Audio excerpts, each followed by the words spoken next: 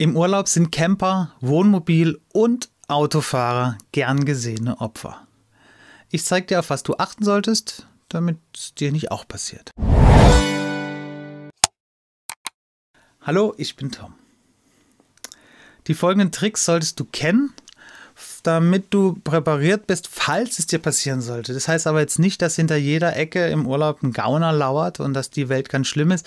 Es sind natürlich, die meisten von uns werden nie in so eine Situation kommen. Es ist auch völlig in Ordnung. Aber natürlich, wenn man es schon mal gehört hat, kann einen, falls es doch einmal trifft, schon helfen, dass man aus der Situation rauskommt, ohne dass man Opfer wird. Kurz vorneweg, ich muss ab und zu mal auf mein Blatt gucken, dass ich die Daten richtig sage. Aber fangen wir an. Trick Nummer 1.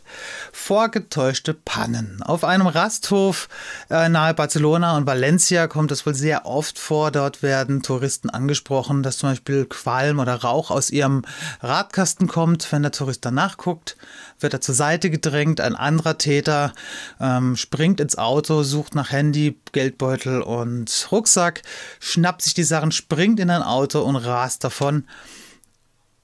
Das geht alles so schnell, dass man es gar nicht richtig registrieren kann, wenn man nicht vorher schon mal die Ahnung hat, was gleich passieren könnte.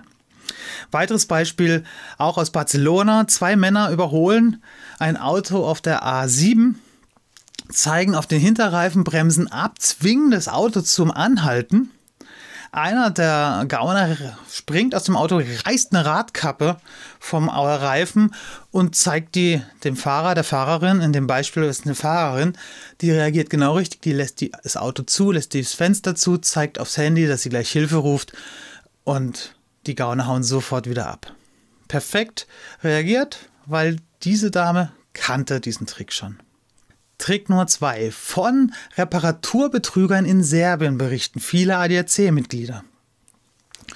Die Autofahrer werden angehalten und es wird ihnen gesagt, dass ihr Auto Öl verliert. Als Beweis klettert einer der Gauner unter das Auto und zeigt eine ganz ölverschmierte Hand, die er sich natürlich selber verschmiert hat, als er unterm Auto lag, aber das weiß der Tourist nicht und fällt dann drauf rein. Nachdem dann die Täter auch noch sagen, es gibt hier eine nahegelegene Werkstatt, komm, wir fahren dahin, wir zeigen dir, wo die ist, dann gutgläubig wie man ist, fährt man dann mit in diese Werkstatt. Dort werden die Teile ausgebaut und dieselben Teile wieder eingebaut, eine hohe Rechnung gestellt und der Tourist ist abgezockt und es war eigentlich gar nichts. Trick Nummer 3. Der fingierte Unfall. Folgende Situation. Ein Motorrollerfahrer in Barcelona täuscht einen Aufprall auf deinen Wagen vor.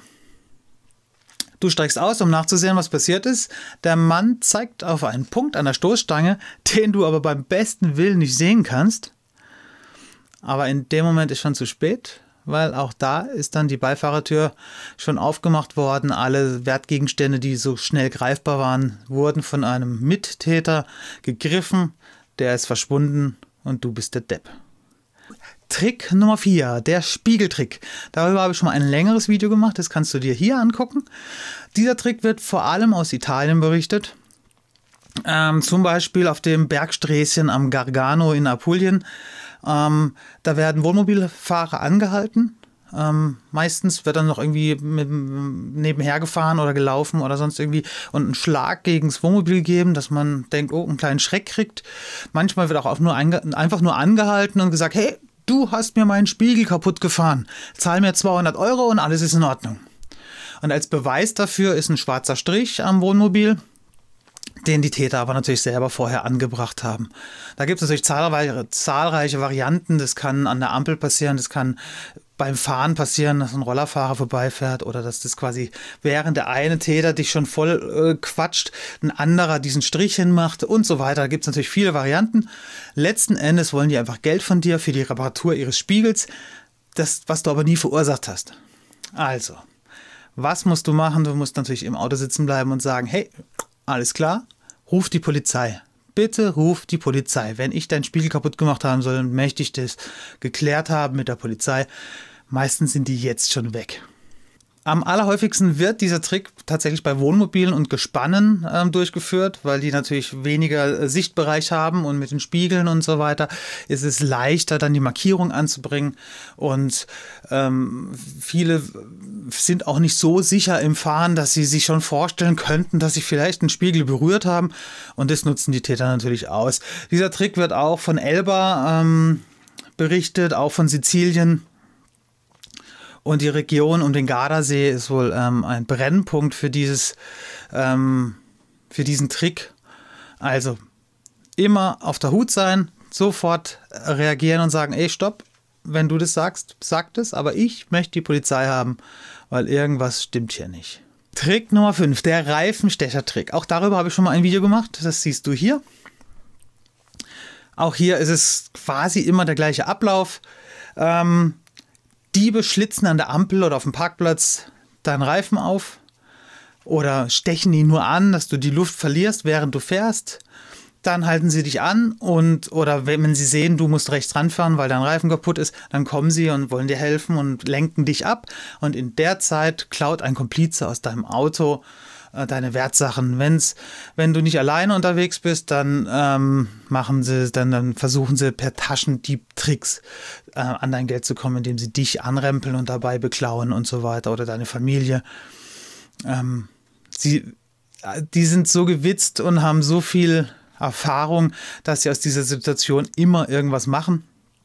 Deswegen, wenn du in die Situation kommst, dass du einen Platten hast oder dass dir gesagt wird, hey, du verlierst Luft, dass du im Auto bleibst, das Auto zulässt, den Pannendienst anrufst, entweder mit ADAC, wenn du ADAC-Mitglied bist oder wenn du deine Versicherung einen Schutzbrief mit anbietet, den du hast, dann ruf dort an, lass dir helfen, lass jemanden schicken, der zur Reparatur kommt und warte bis dahin. Und wenn es dir zu bunt wird, wenn da zu viel los ist und du ein schlechtes Gefühl kriegst, dann rufst du die Polizei, dass die quasi für Ruhe sorgen. Und Tipp: Kontrolliere vor der Abfahrt immer dein Auto. Lauf mal kurz drum rum, ob irgendwo ein Platten ist, ob du irgendwo siehst, dass das was komisch ist oder die Ventilkappe fehlt oder so, dass da die Luft rausgelassen wurde nur. Kann dir schon helfen, um zu verhindern, dass du in so eine Situation kommst. So, das war's schon. Ich danke dir. Ich hoffe, ich konnte dir damit ein bisschen helfen. Sei so lieb, like das Video, abonniere den Kanal, falls noch nicht geschehen. Bis bald. Ciao, ciao.